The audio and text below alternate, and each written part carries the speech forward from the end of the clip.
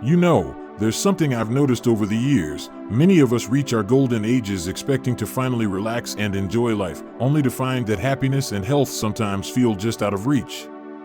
Maybe you felt it too, that sense that something's holding you back from truly thriving, even though you've worked hard your whole life. The truth is, there are a few common mistakes, things we don't always realize we're doing, that can quietly chip away at our well-being as we get older. And the good news? Once we recognize them, we can make small changes that lead to big improvements in how we feel every day.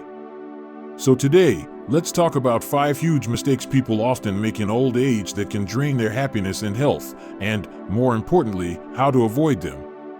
Because you deserve to feel your best, no matter what age you are.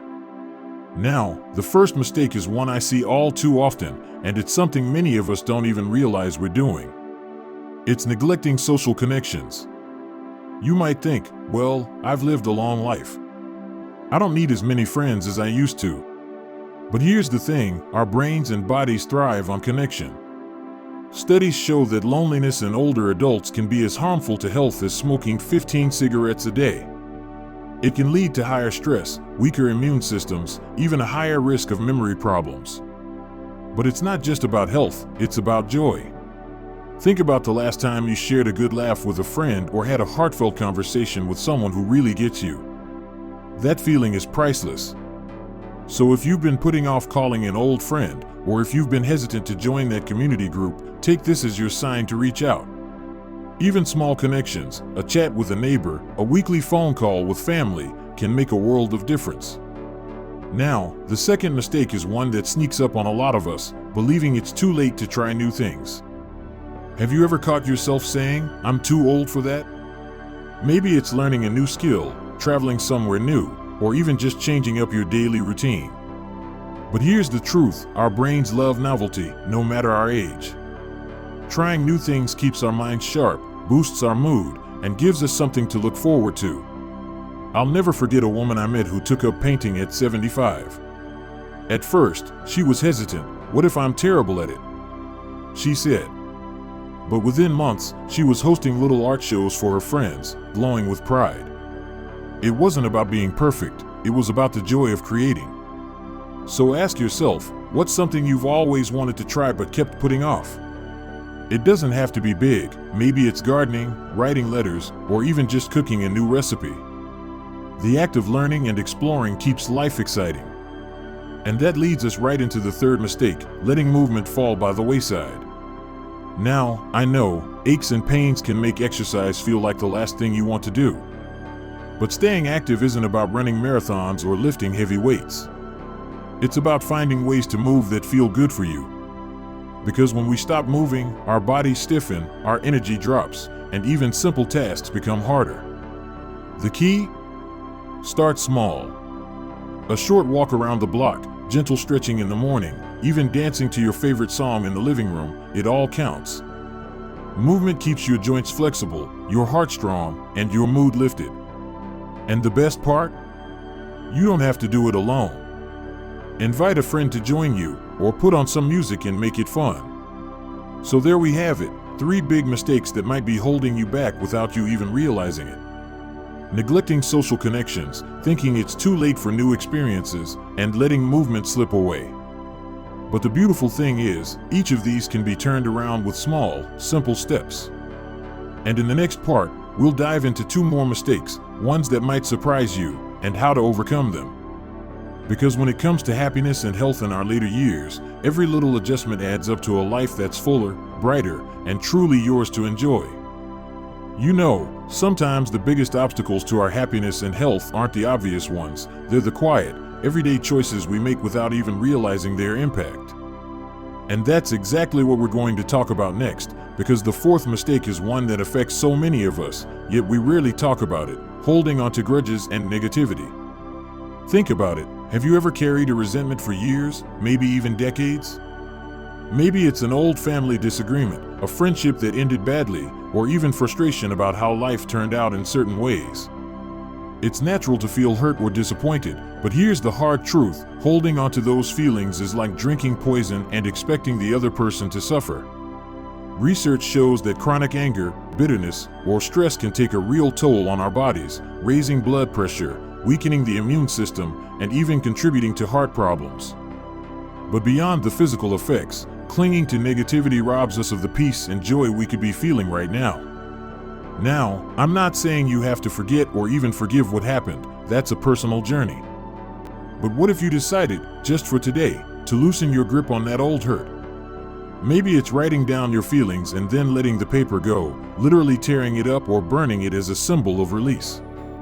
Or maybe it's simply shifting your focus to the good things still around you, the grandchild's laughter, a beautiful sunset, a warm cup of tea in the morning. Happiness in our later years isn't about pretending life was perfect. It's about choosing not to let the past overshadow the present. And that brings us to the fifth mistake, one that might seem harmless at first but can quietly drain your vitality, skipping regular checkups and ignoring small health changes. How many times have you thought, "Oh, this little ache is nothing," or "I don't want to bother the doctor with this"? It's easy to dismiss small symptoms, especially when we've always been tough and independent. But here's the thing, our bodies change as we age, and what might seem minor could be an early signal of something that's easier to address now rather than later. Take hearing loss, for example. Many people ignore gradual hearing decline, thinking it's just part of getting older. But studies show that untreated hearing loss can lead to social withdrawal, cognitive decline, even a higher risk of falls. Something as simple as a hearing aid could dramatically improve quality of life, yet so many wait years to address it. The same goes for vision changes, new aches that don't go away, or shifts in digestion or sleep. Your health is your greatest wealth, and being proactive, even when it feels like overreacting, can make all the difference in staying active and independent. So promise me this, next time you notice something off, even if it's small, make that appointment. Bring a list of questions to your doctor. Bring a family member or friend for support if it helps. You deserve to feel your best, and it all starts with paying attention. Now, these two mistakes, holding onto negativity and ignoring health changes, might seem unrelated, but they have something powerful in common. They both stem from the idea that we should just accept things as they are. But here's the truth, getting older doesn't mean resigning yourself to less joy, less connection, or less vitality. It's about adapting, yes, but also about advocating for the life you want. And in the next part, we'll wrap up with the final big mistake, one that might surprise you, and bring all these lessons together into simple, actionable steps. Because the golden years shouldn't be about fading into the background, they should be about shining brighter than ever, on your own terms. You know, as we've been talking about these common mistakes, there's one that stands out because it's so deeply tied to how we see ourselves as we age. This last mistake? Believing your best years are behind you. How many times have you heard someone say, or maybe even caught yourself thinking, "I've had my time," or "my best days are over"? It's a quiet but powerful mindset that can dim our happiness without us even realizing it. But here's what I want you to know. Your life isn't a book where the most exciting chapters are at the beginning. Every day is a chance to write something meaningful, joyful, and uniquely yours. Think about it. Right now, you have something incredible that your younger self didn't: wisdom. You've lived through challenges and triumphs, learned what truly matters, and, hopefully, let go of caring too much about what others think. That's freedom. Maybe your best years aren't the ones where you had the most energy or the fewest wrinkles, but the ones where you finally give yourself permission to enjoy life on your own terms. So how do you shift this mindset? Start by asking yourself, what's something that would light me up right now? It could be reconnecting with an old hobby you loved, planning that trip you always put off, or simply spending more time doing what makes you smile, whether that's reading in the sunshine, telling stories to your grandkids, or sitting quietly with a grateful heart. Your best years aren't behind you, they're the ones you choose to create, starting today. Now, let's bring all of this together. We've talked about 5 big mistakes that can chip away at happiness and health in our later years: neglecting social connections, thinking it's too late for new experiences, letting movement slip away, holding onto grudges, ignoring small health changes, and believing your best days are over. But here's the beautiful part, not one of these is set in stone. Every single one can be turned around with small, intentional steps. So where do you start? Pick just one thing that resonated with you today.